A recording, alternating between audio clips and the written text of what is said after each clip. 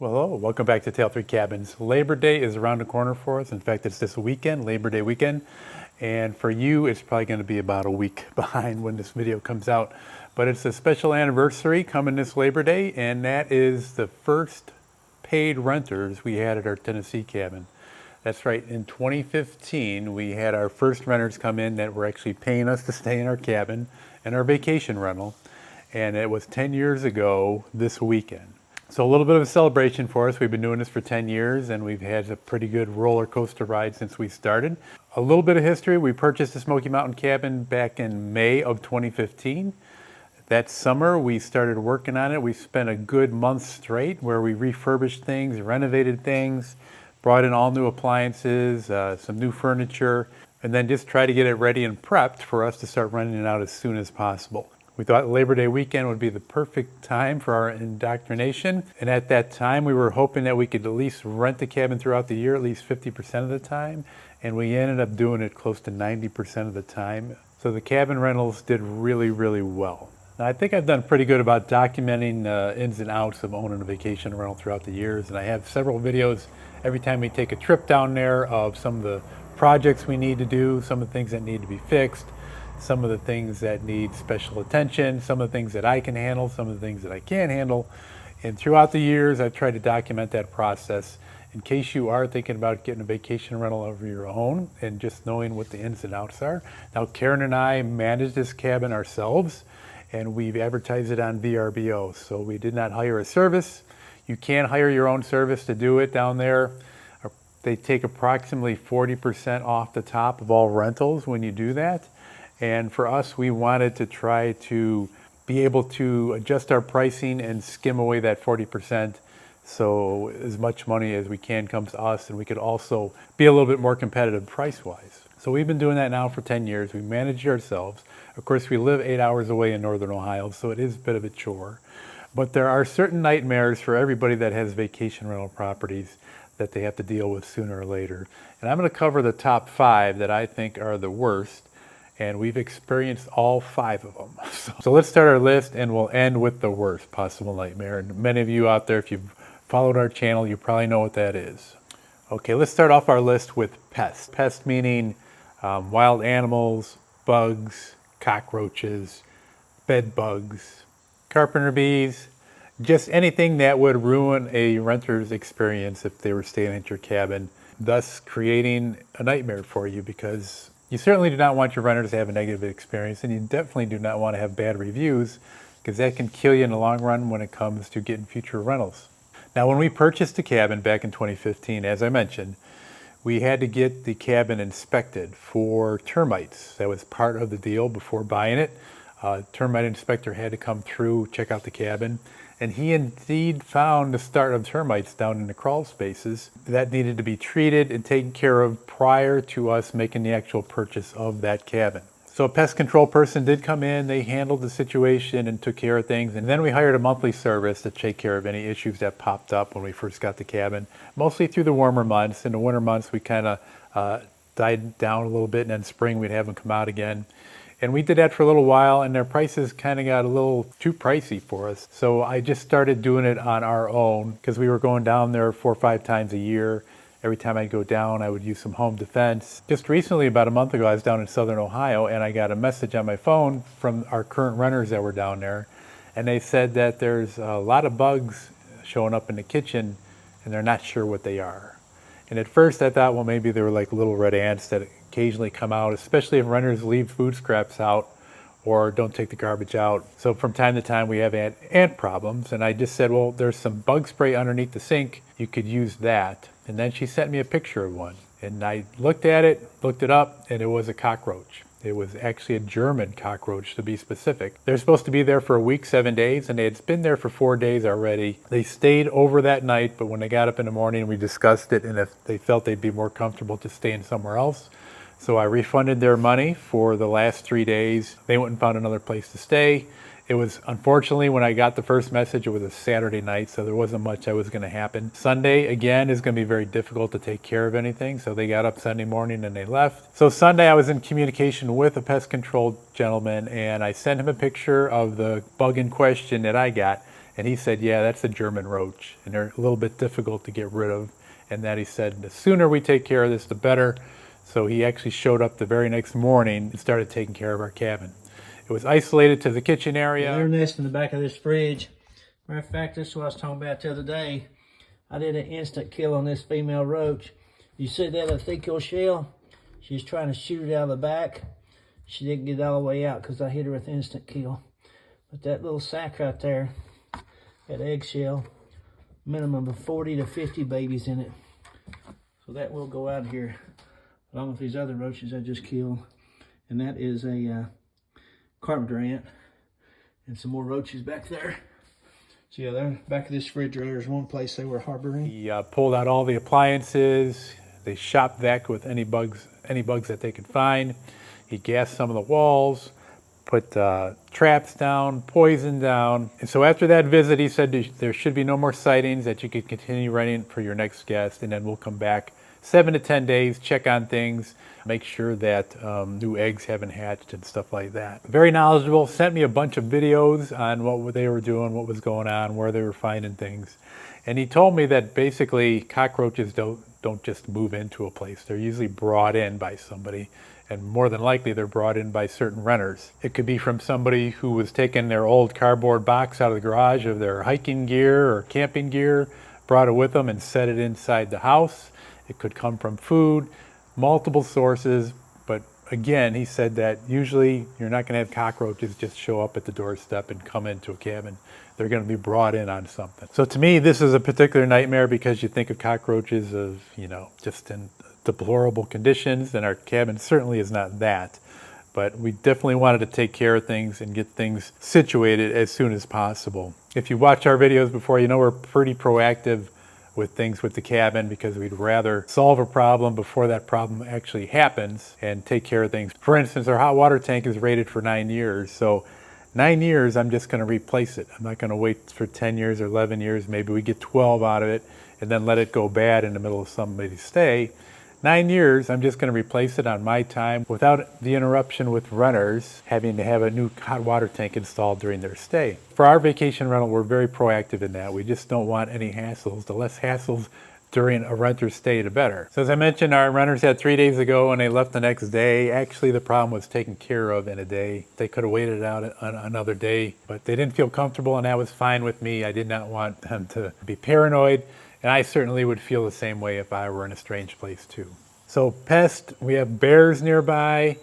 Bears have broken into cars. They've gone on people's decks. They've gone in people's hot tubs. And this is just in our little HOA area. Bears are seen very frequently. We have a family of bears that live very, very close to our HOA area. They've been breaking into cars lately. So that's a pest on a larger scale compared to a cockroach. But the roaches is our first dealing with having a pest that actually kind of freaked us out, and it was just a nightmare to us having to deal with that, being 8 hours away. How are we going to solve this? I'm thinking about maybe we're going to have to fumigate the whole cabin. All these things go in your mind until you get a professional out there who, again, did everything very well and very quickly for us, and we're very appreciative of that. We've gone back to the monthly service type contract. So for me to try to keep up on things when it comes to pests, bugs, stuff like that, it's better for us to just pay somebody. Okay, the second nightmare, extreme weather. Most vacation rentals are in some sort of area where it's going to be susceptible to either hurricanes, maybe you're in the mountains by a ski lodge and you're going to get dumped with a winter storm.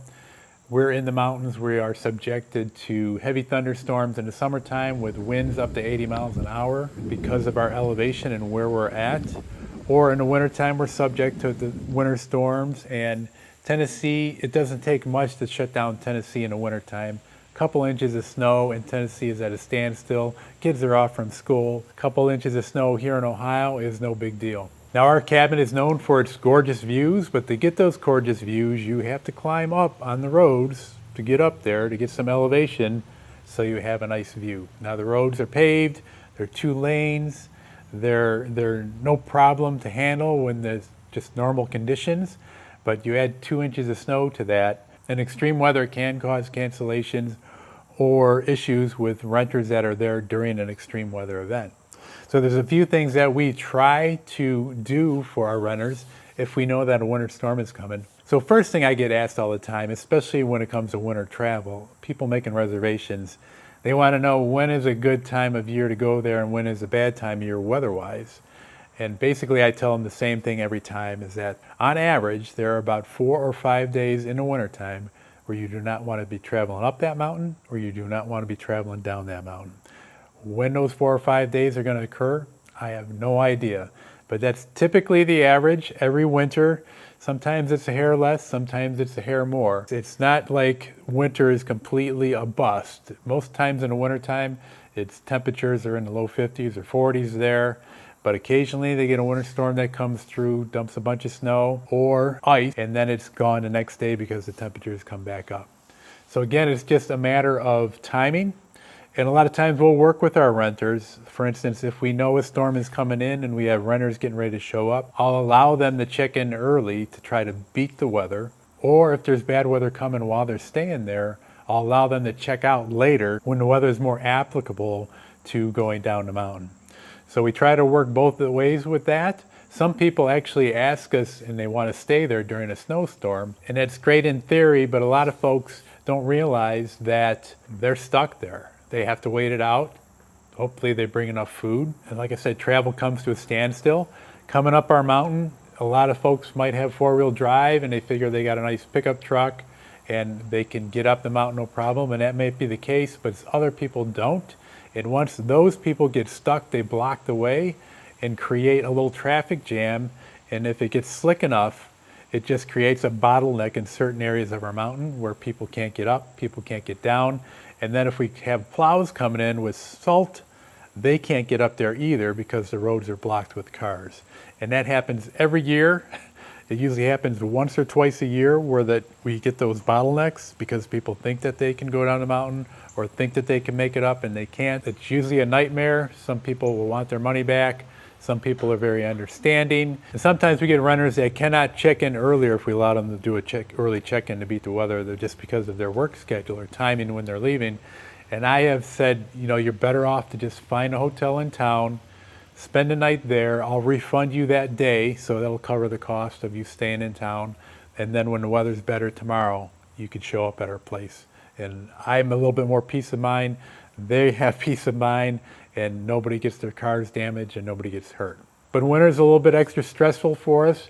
We always keep an eye on the weather. Even though I live in Northern Ohio, I constantly watch the weather down in Tennessee. Also, being on the HOA board, I handle when the roads get treated and when they get plowed, so I'm always in communication with the plow service. We discuss when it's best to put salt down, when is it best to plow, is it going to rain first, is that salt going to go to waste if it starts raining. So a lot of logistics. We try not to waste our money, so it can be a little bit of a nightmare when all these things come together. Heavy snow, cars stuck on the mountain, people either stuck in the cabin or even on the way to the cabin. This is something that doesn't happen frequently, but it is a nightmare when it does happen. Now these two could probably go hand in hand, but usually when you have extreme weather events, and it's not just limited to the winter time, we can have extreme weather in the summer. We've had 5 inches of rain get dumped on our mountain in 45 minutes, which created wash-offs and runoffs into the road, large boulders, and then it also affected our water system. So usually it goes hand in hand with extreme weather, but utilities. You have a utility outage, and that's another nightmare for you and for your renters. Now, our utilities in the cabin, we of course have electric. Most everything runs on electricity. We do have some propane in there for the fireplace. If the electric should go out, they could still heat the cabin using the fireplace and using the propane. Then we have our water system, your phone and internet. That's the utilities for us. Other vacation rentals might have various other types of utilities that might have natural gas, actual phone lines. For us, when you have extreme weather conditions, usually the utilities go out. Trees fall down, trees fall on power lines, high winds take things down. When you lose electricity, we also lose water because pumps run on electricity. Now, if electricity goes out, sometimes it's just 2 or 3 hours, which is not bad, and I would not consider that a nightmare, but there are other times where it's been out for 2, 3, 4 days. And then that becomes a hassle, especially in the wintertime when you need to continue to heat your cabin so the pipes don't freeze. And we did have that issue actually a couple years in a row where we got some storms come through right around the holidays, right around Christmas. And we had to cancel our renters coming in, which is a premium time because it's the holidays. So rentals are a little bit more expensive. A storm came through, knocked out the electricity, even though some of our renters still wanted to go up there and thought it would be cool to be in that sort of situation, but we refunded their money and then we lost the collection for those rentals. Also, the water system is another issue too. I mentioned a severe storm with the 5 inches of rain. Well, that created boulders to come down the mountain, and it actually washed away buried water line and broke it up into several pieces. That turned out to be a very big nightmare because nobody's going to stay at your cabin if it doesn't have water. This water line, several hundred feet, was knocked out in very precarious areas where it's not easy to get a track hoe, not easy to get heavy equipment to dig. A lot of the repairs had to be done by hand and shovel. We had to replace several hundred feet of water line before we could get any water coming back up the mountain. And that took 5 days. So that was 5 days of prime rental time in the third week of July 2 years ago. So that was a bit of a nightmare. Also being part of the HOA, trying to get this stuff fixed. There's a lot of things that went on in the background, a lot of logistics. We actually called in and had the water hauled in. And instead of having water out for 7 days, we were able to turn water back on in about 5 days because of having those deliveries. And it's just the amount of logistics. It was expensive, but when you compare 2 days of rentals in the summertime for 100 cabins compared to getting a delivery, which may be $10,000, it was really a no-brainer. So electric, water, those are the two biggies. Those are the ones that you're going to get cancellations on or you're going to have to refund money on. Cable you can pretty much do okay without, and internet you can pretty much do without because most people have cellular on your phones. We're on top of a mountain, so we have pretty good signal about all carriers. So those two are not too bad, but it is a nightmare when you lose electricity and you lose the water. I did do a video called Oh Crap, and that was just solely on electricity being out for more than 3 days with temperatures down in the low teens for a period of time down there. And that it was me trying to get through a snowstorm to try to get to the cabin, to try to get it warmed up so our pipes wouldn't freeze. And it was just one of the worst scenarios I've ever been in. Everything that could go wrong was going wrong. And a normal drive down to Tennessee from our place here in Northern Ohio is 8 hours. And it took me more than 24 hours just to drive down there, get down there. Once I got down there, there was a whole set of problems to take care of.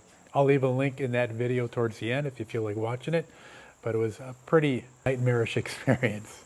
Okay, so we've covered 3. Now number 4 is trashy renters. And that's probably one that you all think about, just how do you deal with renters that don't care about your place. And for the most part, we have good renters.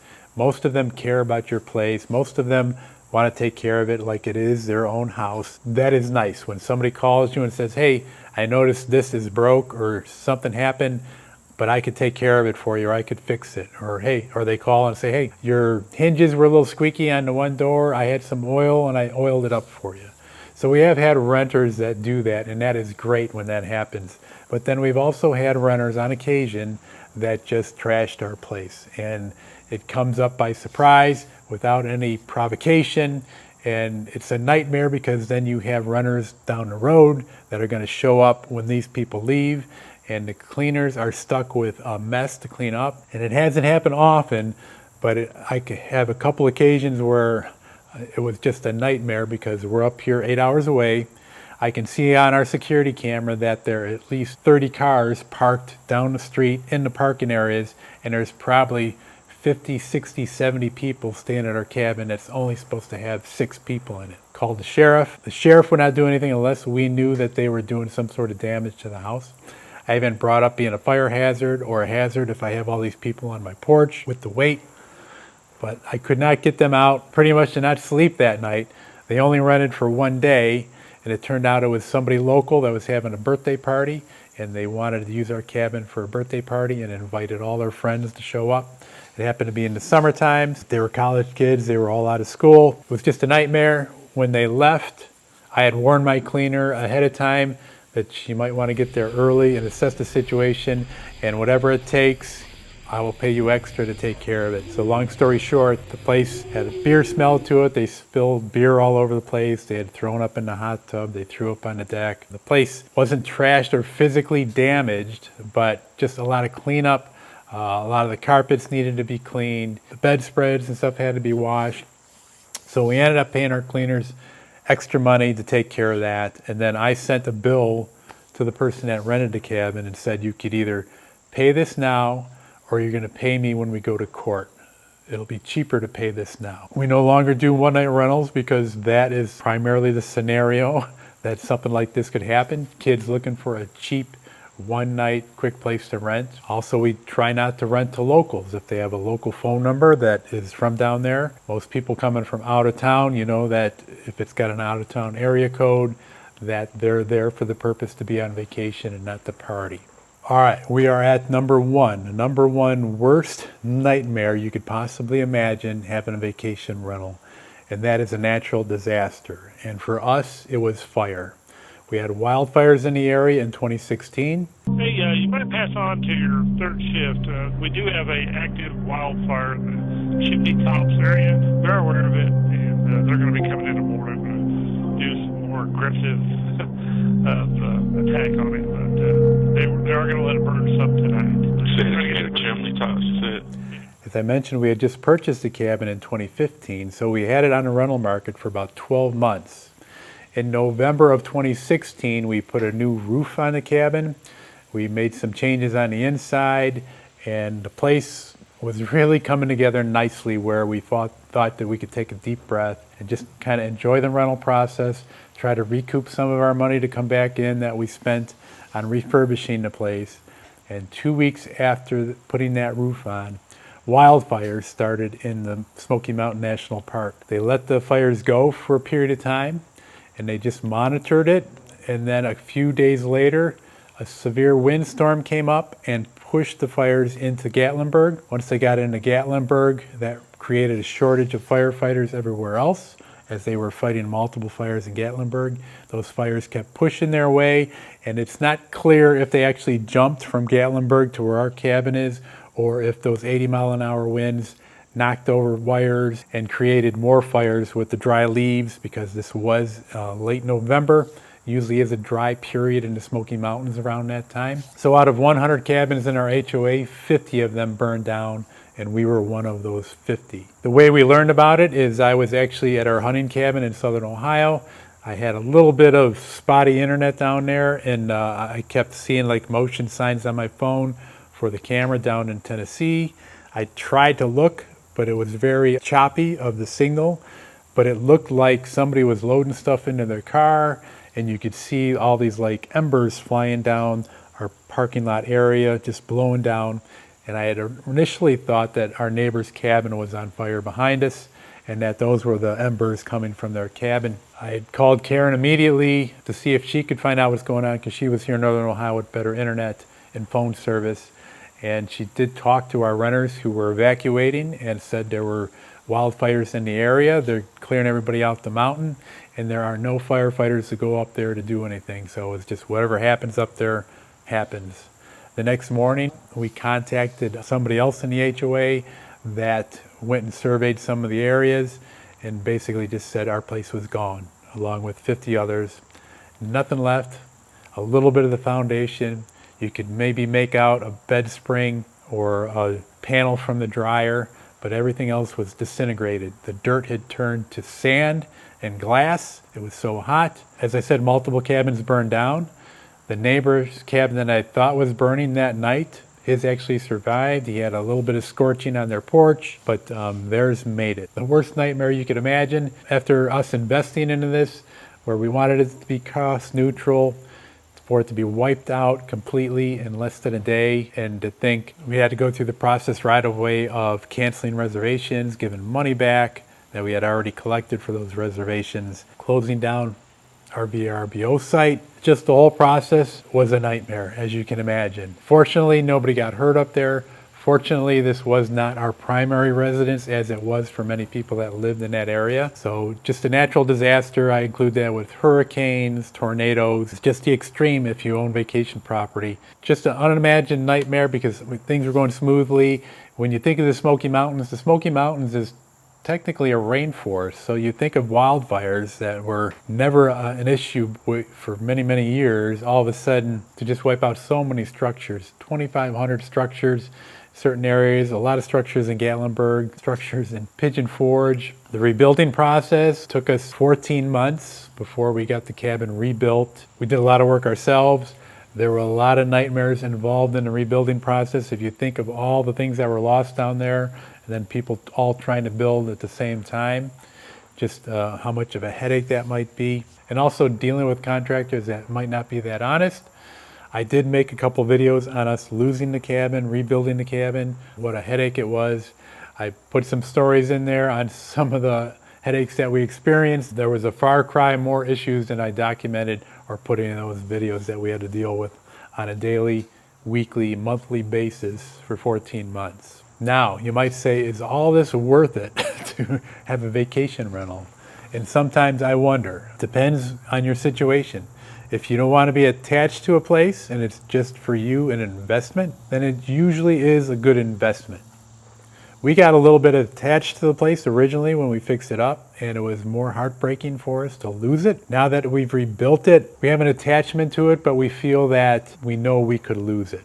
We know we could lose it at any time, at any moment, for a multitude of reasons.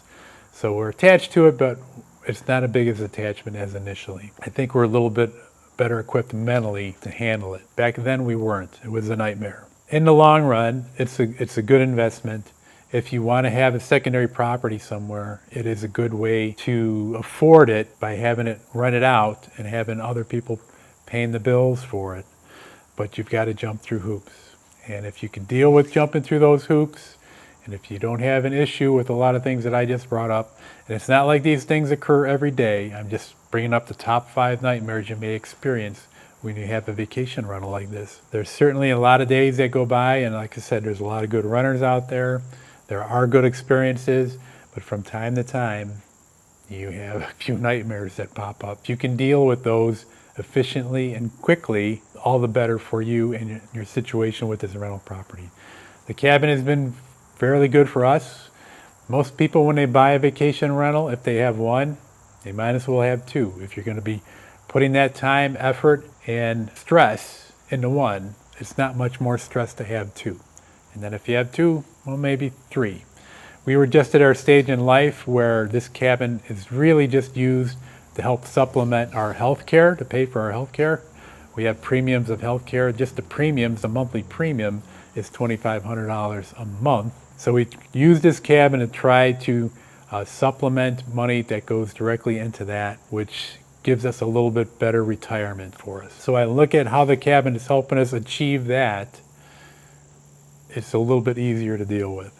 I hope you found this interesting. I hope this helps you out if you're thinking about buying a vacation rental. Yes, there are nightmares to deal with, but in the long run, if you stay proficient and proactive, you can overcome those nightmares, have a positive experience. Karen and I have been debating back and forth now whether we should sell the property because the market was so good for a period of time. And it still is pretty good, not as good as it was about 1.5 years ago. We've kicked it around and our health care premiums have gone up again. So we're going to continue to keep renting it out to help offset the cost of our health care. But that is going to do it for today. I appreciate everybody watching. Hope you enjoy and subscribe to these videos. Click on that little bell when you want to know when a new one is coming out. And keep an eye on us. Take care, everybody.